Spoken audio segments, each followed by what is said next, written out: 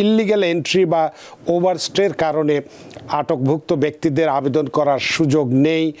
শুধুমাত্র আইএস কর্মকর্তা দেবে প্যারোল বা রিলিজ, যেটাকে আমরা বলি সিদ্ধান্ত, বিচারক নয়। হঠাৎ করে খেয়াল করেনি, হয়তো কথা বলতে বলতে জিনিসটা হাত নিয়ে বাইরে আসছেন।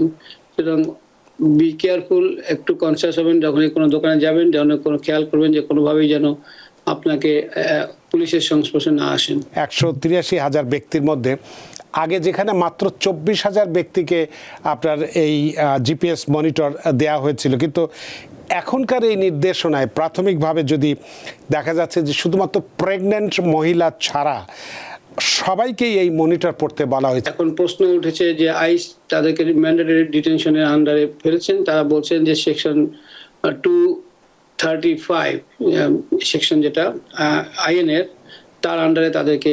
আইএসের এই যে নতুন আটক নীতিমালা যেটাকে আমরা বলছি, তো এইটার এই নীতিমালা অনুযায়ী যে যাকে আটক করা হচ্ছে বা আমেরিকার নাগরিক নয় এমন ব্যক্তির করণীয়টা কি? অর্থাৎ এই আপনার কাছে জানতে চাইব যে নীতিমালাটা কি, এই নীতিমালা অনুযায়ী আটক বা ডিটেনশন এবং আমেরিকার নাগরিক নয় এমন ব্যক্তিদের এই মুহূর্তে তাদের করণীয় কি আছে, এটি যদি একটু বিস্তারিতভাবে ব্যাখ্যা করেন।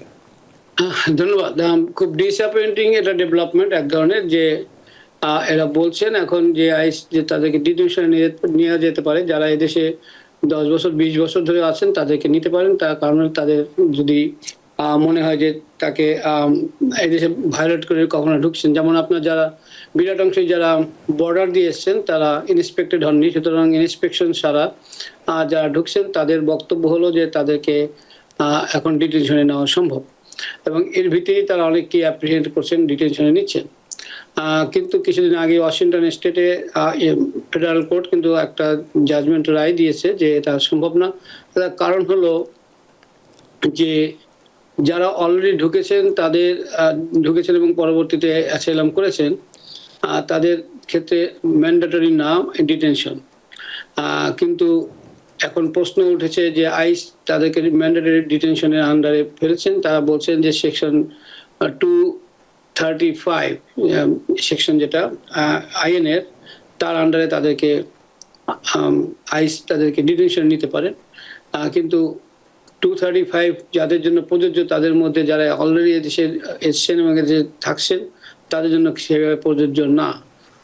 সুতরাং এটা ডিবেটেবল, এবং অলরেডি ওয়াশিংটন স্টেটের একটা ফেডারেল কোর্ট কিন্তু রায় দিয়েছে যে আইস ক্যানট ডু দ্যাট।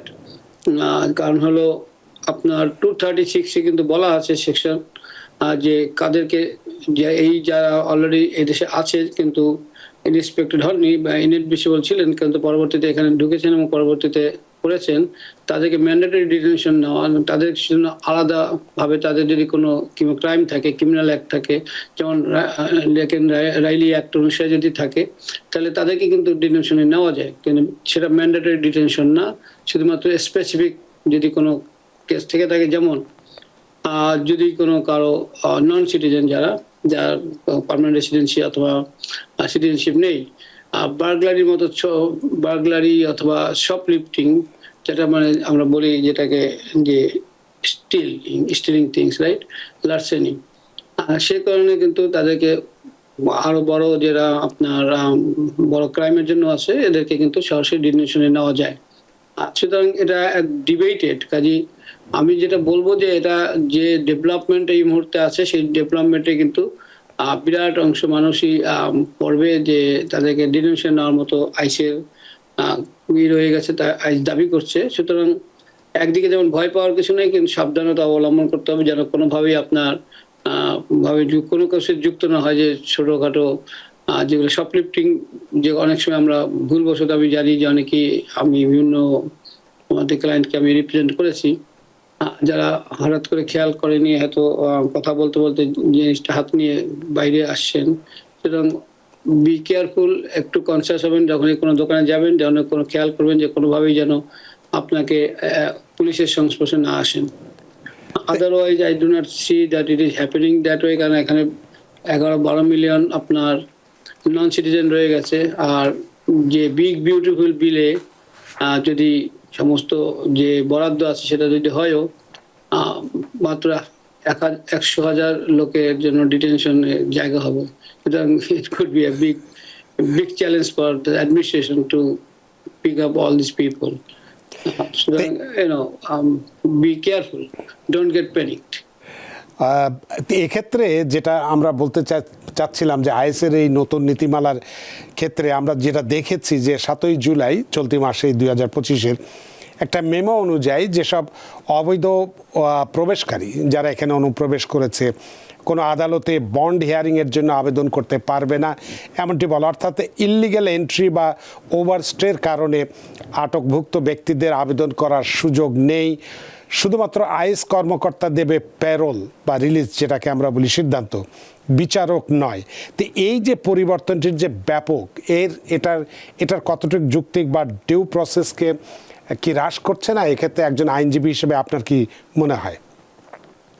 ডিউ প্রসেসকে আপনার করছে না, আপনার সরাসরি বলা যাবে না, তবে যে আপনি যে নীতির কথা বলেন, পরিবর্তিত নীতি, স্বাভাবিকভাবে এটা অনেকটা ইনহিউম্যান। কারণ হলো অনেকেই নেওয়া হচ্ছে ডিটেনশনে যারা অনেকেই নিজ দেশে নির্যাতিত হয়ে এসছেন, কাজে অনেকেই তো ভিসা পাওয়ার কথা না, ভিসা নিয়ে আসতে পারেননি, কাজে তাদের তো জীবন বাঁচানোর জন্যই তারা এসছেন। কাজে অনেক লোকের আপনার ক্লেম সঠিক না হলেও অনেক লোকের তো ক্লেম অবশ্যই সঠিক আছে।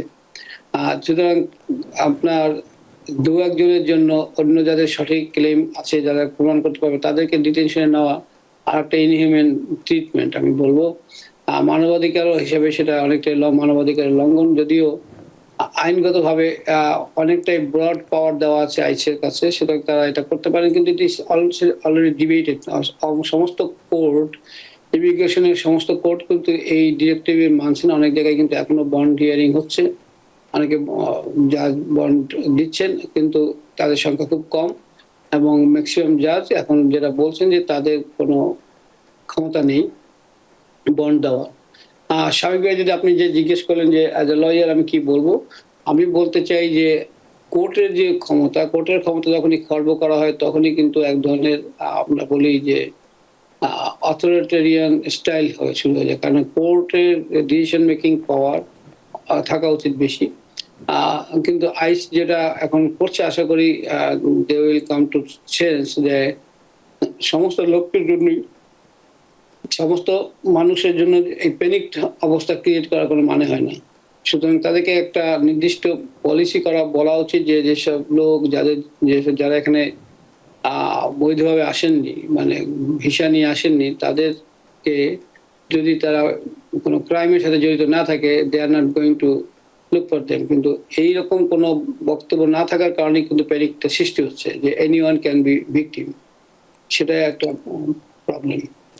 আরেকটি বিষয় হচ্ছে যে এই যেটা আমরা বললাম যে নতুন নীতিমালার ভিতরে যে আরেকটি বিষয়ের বোধহয় একটু ভীতিকর, সেটা হচ্ছে জিপিএস মনিটরিং যে বিষয়টি নিয়ে, তাই না? মনিটর যেটা, এটা আরও বাড়ানোর কথা বলা হচ্ছে, এবং যে অল্টারনেটিভস টু ডিটেনশন যেটা এটিডি বলা হয়, এই প্রোগ্রামের আওতায় দেখা যাচ্ছে 1,83,000 মানে 183,000 ব্যক্তির মধ্যে আগে যেখানে মাত্র 24,000 ব্যক্তিকে আপনার এই জিপিএস মনিটর দেওয়া হয়েছিল, কিন্তু এখনকার এই নির্দেশনায় প্রাথমিকভাবে যদি দেখা যাচ্ছে যে শুধুমাত্র প্রেগন্যান্ট মহিলা ছাড়া সবাইকেই এই মনিটর পড়তে বলা হয়েছে। এই বিষয়টিকে আপনি কিভাবে ব্যাখ্যা করবেন?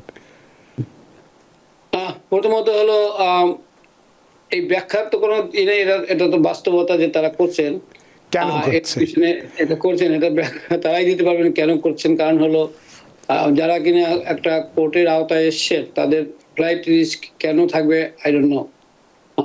সুতরাং তারপরও তারা যখন করছেন, এর পিছনে অনেক বাণিজ্যিক অবস্থানও থাকতে পারে। সেটা হলো যে এটাতে শুধুমাত্র আপনার এটার জন্য আপনার একটা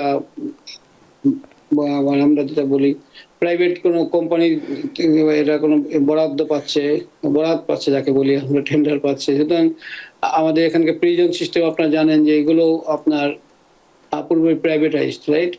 নট আনলাইক বাংলাদেশ আর ইন্ডিয়া, যেখানে ডিটেনশন সমস্ত facility owned by the government.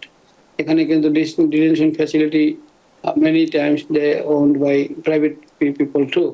সুতরাং সেখানে ব্যবসার অনেকটা রয়ে গেছে যে আপনার তারপরে এই যে জিপিএস লাগানো, এটাও এক ধরনের ব্যবসা। সুতরাং many many things are here, like শুধুমাত্র বলা যাবে না যে এটা আমাদের legally, I don't know how they serve the purpose. প্রথমত হলো যাদেরকে এই পায়ে লাগানো হচ্ছে তাদের কার কার কার কার কোনো ক্রিমিনাল রেকর্ড আছে, I doubt, because criminal record থাকলে they are taking them into detention anyway, and that is not bad that way, but criminal, এটার ক্ষেত্রে আমার এই বক্তব্য আছে যে আপনার ক্রিমিনাল কাউকে অনেক রকম ঘটনাই ঘটে, ছোটখাটো ঘটনা ঘটে, পারিবারিক সহিংসতা ঘটে পারিবারিকভাবে, সুতরাং সবকিছুই ক্রাইম হিসেবে দেখা সঠিক না এইভাবে। বাট স্টিল যদি ক্রিমিনাল কোনো আপনার ব্যাকগ্রাউন্ড থেকে থাকে তখনকার প্রেক্ষিত এবং সবাই পায়ে লাগানো, এটা যে কত বড় আপনার এমব্রাসমেন্ট তাদের জন্য একটু সমস্যার সৃষ্টি করছে, কিন্তু রিয়েলিটি সেটা দিচ্ছে। এখন দেখা যাক ভবিষ্যতে এটা কি করা যায়, কি হচ্ছে। We have to wait for the new development. New York থেকে সম্প্রচারিত TVN 24 টেলিভিশন, বিশ্বজুড়ে বাঙালির কণ্ঠস্বর।